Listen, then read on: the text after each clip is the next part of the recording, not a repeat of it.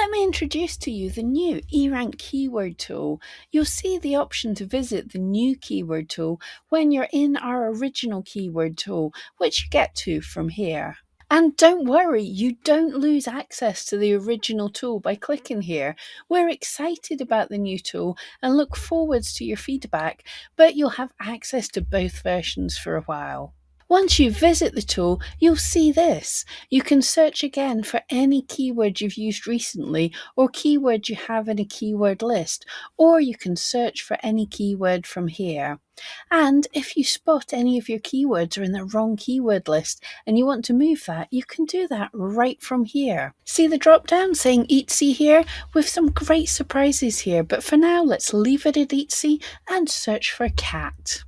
The first thing you should hopefully notice is our fresh new look. eRank is committed to delivering powerful, faster tools, but that also reflect the creativity of you, the maker community.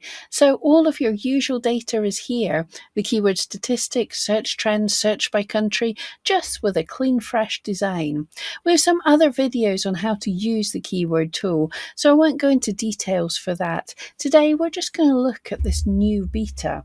Scrolling down, we can analyze the keywords further with the keyword ideas, near matches, SERP analysis, top listing, and we've added a marketplaces tab here so you can compare how your keyword is performing in all the different marketplaces. Let's stick with the keyword ideas tab. You can still do all the same things here, show only the tags, pick the type of match of keywords you see, exclude and include keywords, and now added, see this little filter at the top of the column? Click on this and you can select greater than, less than, or equal to, and you can enter a number you want. So if you only want to see keywords with average searches of over 1,000, you can do that. And not only that, you can also add more filters. So you also only want to see competition of less than 50,000, as well as the average searches filters you've already applied.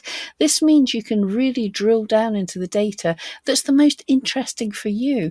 But now our data is even better.